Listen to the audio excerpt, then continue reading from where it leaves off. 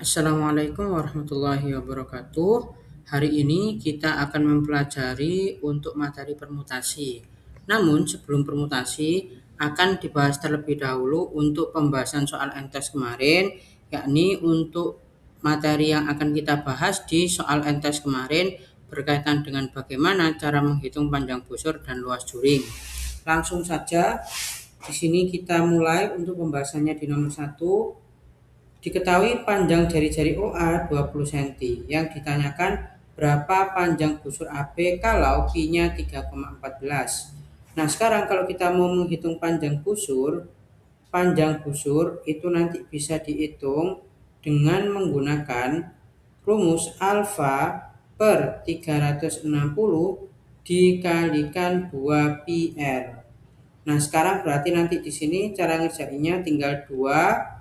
Pi-nya di sini akan bergantung pada jari-jarinya. Kalau jari-jarinya 20, otomatis pi-nya menggunakan 3,14 terus dikalikan dengan jari-jarinya adalah 20. Nah, langkah berikutnya di sini adalah alfanya, karena di sini tidak ada, maka nanti ini soalnya akan saya berikan bonus. Alfanya menggunakan berapa? Alfanya seharusnya di sini menggunakan nilai 90 derajat per 360 derajat. Kemudian langkah berikutnya 90 bagi 91, 360 bagi 94, 4 dan 20 nilainya jadi 5. Sekarang di sini tinggal 2 kali 3,14 kali 5. Maka diperoleh hasilnya menjadi 31,4. Nah, ini merupakan jawaban untuk di nomor pertamanya. Kemudian kita pindah ke soal berikutnya. Di soal berikutnya diketahui sebuah lingkaran jari-jarinya 14 dan memiliki sudut pusat 90 derajat. Ada beberapa pernyataan, kita diminta untuk menentukan mana saja pernyataan yang benar dan mana saja yang salah. Yang pertama, panjang busurnya 22 cm. Dengan menggunakan rumus yang sama seperti tadi, maka alfa per 360 kalikan 2 pi R, alfanya 90 per 360 kali 2, karena di sini jarinya adalah 14, maka pi-nya atau pi-nya menggunakan 22 per 7 kalikan 14. Langkah berikutnya tinggal coret-coret 1, 4, coret-coret 2 dengan 14 dicoret menjadi 7, 7 dan 7 dicoret lagi. Sehingga hasilnya diperoleh 22 cm. Maka di sini yang sesuai adalah benar. Kemudian kita untuk luas juring tersebut. Luas juring berarti di sini kita menggunakan rumus alfa per 360 dikalikan dengan pi R kuadrat.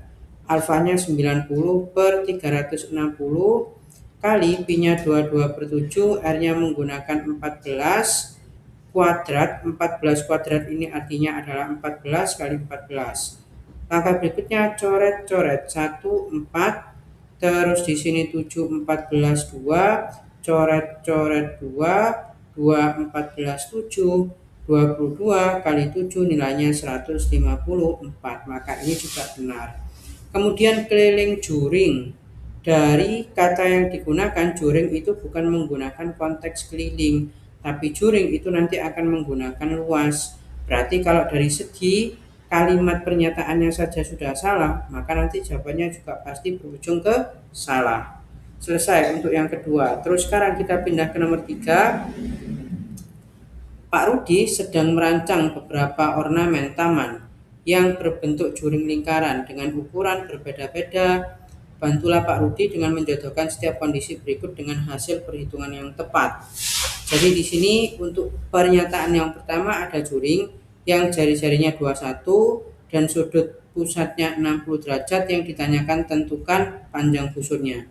Untuk pernyataan yang A, kalau diminta menghitung untuk panjang busur, maka dapat dikerjakan dengan menggunakan rumus alfa per 360 dikalikan 2 pi R.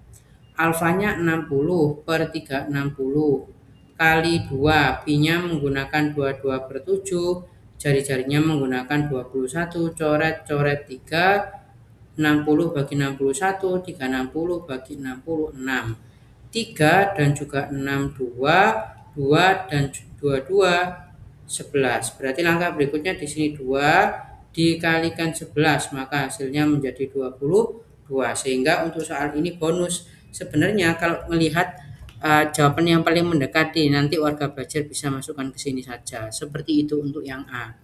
Terus untuk yang B, juring memiliki jari-jari 14, sudut pusatnya 180. Yang ditanyakan tentukan luas juring. Kalau yang ditanya luas juring, berarti menggunakan rumus apa? Alfa per 360 dikalikan pi R kuadrat. Alfanya 180 per 360 kali, karena di sini jari-jarinya adalah 14, pi-nya berarti bisa menggunakan 22/7, terus dikalikan 14 kali 14. Langkah berikutnya 180 bagi 180 1. 360 bagi 180 2. 2 coret 11, 7 dengan 14 2. Langkah berikutnya tinggal 11 kalikan 2 dikalikan 14. Maka nanti diperoleh hasilnya menjadi 308 cm persegi. Nah, coba kita lihat di sini jawaban tidak ada. Untuk yang B maka ini nanti akan menjadi bonus. Untuk yang B-nya sekarang kita akan masuk ke soal yang C. Untuk soal yang C akan saya coba kopikan ke slide berikutnya. Untuk soal yang C ini, sebuah juring memiliki jari-jari 7 cm dan sudut pusatnya 90 derajat. Tentukan keliling juring.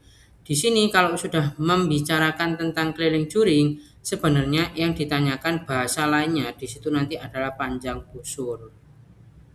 Nah, konteksnya seperti itu. Berarti kita diminta untuk mencari panjang busurnya dengan menggunakan alfa per 360 kali 2 pi R. Alfanya 90 per 360 kali 2, pi-nya menggunakan 3,14 dan R-nya dikalikan dengan jari-jarinya 10. Nah, untuk sudutnya di sini menggunakan 36 ya. Jadi yang 90 ini digantikan dengan 36. Maka langkah berikutnya tinggal menggunakan metode pencoretan 110 coret-coret, maka 2 dikalikan 3,14 maka diperoleh hasilnya menjadi 6,28. Terus untuk soal yang E, sebuah juring jari-jarinya 14 dan sudut pusatnya 90. Berarti di sini menggunakan rumus, karena yang ditanya luas juring ya alfa per 360 kali pi R kuadrat. Alfanya 90 per 360 kali pi-nya 22/7. Jari-jarinya di sini 14, berarti nanti tinggal dikalikan 14 kali 14. Coret-coret 90 bagi 91, 360 bagi 94. Coret-coret 2, coret-coret 2. Terus langkah berikutnya di sini 2 dan 14 dicoret menjadi 7. 22 dikalikan 7 hasilnya jadi 154. Nah, berarti ini nanti bisa ditarik ke sini. Selesai untuk yang menjodohkan. Sekarang kita pindah ke soal berikutnya. Ada taman kota yang memiliki kolam dengan bentuk lingkaran, jari-jarinya adalah 14 meter. Yang ditanyakan di sini adalah area seperempat lingkaran itu akan ditutupi dengan rumput sintetis. Yang ditanyakan panjang lampu hias yang dibutuhkan. Berarti kalau panjang lampu hias yang dibutuhkan, maka nanti di sini kita menggunakan rumus dari panjang busurnya. Kalau menggunakan rumus panjang busurnya, nanti di sini ada kata-kata seperempat lingkaran. Seperempat lingkaran di situ menandakan bahwa terbentuk seperempat, atau kalau diubah ke dalam sudut yang ekivalen atau yang sama adalah 90 per 360. Jadi kita untuk panjang busurnya tinggal 90 per 360 dikali 2, pi-nya 22/7 kali R-nya 14. Coret 90 bagi 91, 360 bagi 94. Coret-coret 2, coret-coret 7, coret-coret. Berarti sisanya tinggal 22 meter. Terus kita pindah ke soal berikutnya. Di soal berikutnya ada luas pizza yang diameternya 28 dan ada satu sudut pusatnya 45. Ia ingin mengetahui ukuran potongan yang ia dapatkan. Kalau di sini yang ditanya adalah tentukan luas potongan pizza, pasti yang dimaksud adalah menentukan untuk luas juringnya. Kalau menggunakan konsep luas juring, maka nanti kita bisa menggunakan rumus alfa per 360 kali PR kuadrat. Alfanya 45 per 360 kali, karena di sini yang diketahui adalah diameter, maka kita mencari untuk jari-jarinya. Menggunakan diameter bagi 2, 28 bagi 2 ketemunya 14, berarti di sini pi-nya digantikan dengan 22 per 7, jari-jarinya tinggal digantikan 14 kuadrat. 14 kuadrat berarti nanti nilainya menjadi 14 kali 14. Terus langkah berikutnya 45 bagi 451, 360 bagi 458, 7 14 2, 28 jadi 4, 4 bagi 2 hasilnya 2, 14 bagi 2 7, terus di sini 2 bagi 22 11, 11 dikali 7 maka ketemu hasilnya 77 cm persegi. Setelah kita membahas untuk entes yang kemarin, maka sekarang kita akan masuk ke materi baru yang namanya permutasi dan kombinasi. Yang pertama kita harus ngerti dulu apa sih definisinya permutasi, karena itu yang akan kita pelajari sekarang. Nah, permutasi itu nanti sebenarnya membahas cara pengambilan suatu objek,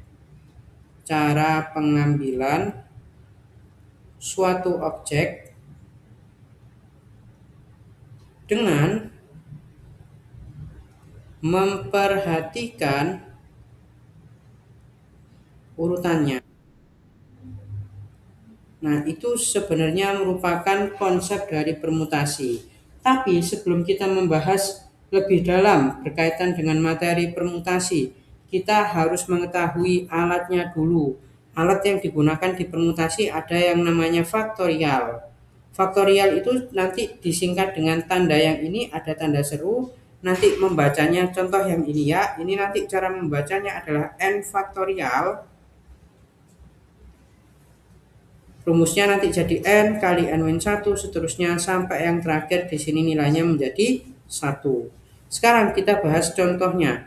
Bagaimana cara menghitung 5 faktorial? 5 faktorial ini nanti bisa dihitung dengan cara 5 itu kan namanya n. Berarti nanti namanya jadi 5 kali 5 min 1 kali 5 min 2 kali 5 min 3 kali 5 min 4 kali 5 min 5. Jangan lupa kalau sudah 5 min 5 hasilnya 0. Nah, kalau sudah mencapai angka 0 ini nanti kasih faktorial. Berarti sekarang kita bisa hitung 5 kali 5 min 1 itu 4, 5 kurangin 2 itu 3, 5 kurangin 3 itu 2, 5 kurangin 4 1 dikali yang terakhir 5 kurangin 5 adalah 0 faktorial. 0 faktorial ini nilainya berapa? 0 faktorial ini nilainya 1. Jadi sebenarnya yang perlu kita hitung hanya 5 sampai 1 ini. Kalau 5 dikalikan 4 kali 3 kali 2 kali 1, maka nanti pasti diperoleh hasilnya 120. Nanti supaya memudahkan dalam proses menghitung bisa menggunakan kalkulator. Terus sekarang kita masuk ke materi berikutnya. Nah, materi berikutnya nanti kalau misalkan di sini ada suatu teorema atau suatu teori, apabila ada n unsur yang diambil dari n unsur juga, maka nanti di sini hasilnya menjadi n faktorial. Contoh, misalkan saya punya 5 kelereng merah dan saya mau ambil 5-5-nya tapi secara urut. Nah, nanti di sini untuk cara menghitungnya yang menggunakan P, n-nya digantikan 5,5 nanti sama dengan 5 faktorial. Ini tadi sudah dihitung sebenarnya 5 faktorial diperoleh hasilnya ternyata 120. Seperti itu. Nah, sekarang kita mulai masuk ke materinya. Nah, untuk materinya di sini kalau kita menggunakan teorema permutasi itu nanti rumus umumnya seperti ini. NPR sama dengan n faktorial per n dikurangi r faktorial. Contoh, saya misalnya punya 3 dadu yang punya nama masing-masing dadunya. Jadi ada dadu 1, dadu 2, dadu 3. dadu 2, dadu 3. Nah, yang mau saya ambil cuma 2 dadurat saja. Dan ngambilnya harus urut. Nah, ini nanti menggunakan konsep permutasi, total dadunya ada 3, berarti yang awalnya nilai N-nya saya ganti dengan 3, terus saya tulis P, R-nya sesuai dengan objek atau barang yang mau saya ambil. Yang mau saya ambil hanya 2 saja, berarti nanti 3P2. Dengan kita masukkan ke rumusnya N faktorial diganti faktorial per N min R, berarti 3 min 2 faktorial, jadi 3 faktorial per 1 faktorial. Nah, kalau ketemu bentuk soal ini, faktorial yang besar diubah ke faktorial yang terdekat. Berarti nanti nilainya jadi 3 kali 2 kali 1 faktorial per 1 faktorial. Loh, ada yang sama. Kalau ada yang sama berarti tinggal dicoret. Dari sini tinggal dikalikan saja 3 kali 2, maka ketemu hasilnya menjadi 6. Selesai. Bagaimana kalau kita mau menghitung untuk unsur yang sama? Kalau mau menghitung unsur yang sama, di sini rumusnya beda lagi. Menggunakan N faktorial per N1 faktorial, N2 faktorial, N3 faktorial, sampai yang terakhir NK faktorial. Supaya lebih mudah, kita langsung masuk saja ke contoh. Contohnya di sini adalah misalkan saya mau mengambil, nah ini kita diminta untuk menentukan berapa banyak permutasi dari huruf-huruf pada kata literatur. Dengan menggunakan konsep permutasi pada objek yang sama, kalau kita lihat di sini dalam susunan kata literatur ada beberapa huruf yang sama. Contohnya huruf R. Huruf R ini ternyata munculnya 2 kali, berarti R-nya sama dengan 2. Terus sekarang di sini kita pindah ke soal berikutnya. Selain R-nya saja, berarti di sini kita punya nilai T. T-nya di sini munculnya 2 kali juga. Berarti nanti di sini nilai T-nya sama dengan 2. Ada lagi nggak yang sama? Ya sudah, tidak ada. Karena selain T dan R, hurufnya muncul masing-masing 1 kali. Jadi sekarang kalau kita sudah menentukan huruf yang sama, misal R ini muncul 2 kali sebagai nilai dari N1 dan T sama dengan 2, ini nilai dari N2. Sekarang ketika kita mau mengerjakan, ya tinggal menggunakan rumusnya yang tadi. Kalau rumus yang tadi kan pakai N faktorial per N1 faktorial kali N2 faktorial, seterusnya. Berarti di sini kita membutuhkan nilai dari N faktorial. N faktorialnya di sini merupakan total objek. Total objek artinya total hurufnya yang ada di sini. Nah, total hurufnya ada berapa? Di sini sudah saya tuliskan ada 9 buah huruf. Jadi nanti tinggal dituliskan untuk banyak permutasinya 9 faktorial per 2 faktorial kali 2 faktorial. Saya tidak menggunakan rumus yang ada di sini karena cukup terlalu panjang. Jadi cara mengerjakannya yang 9 faktorial saya ubah menjadi 9 kali 8, kali 7, kali 6, kali 5, kali 4, kali 3, kali 2 faktorial, yang bawah per 2 faktorial, kali 2 faktorial yang satunya lagi gimana Kak? 2 faktorial yang terakhir tinggal ditulis 2 kali 1.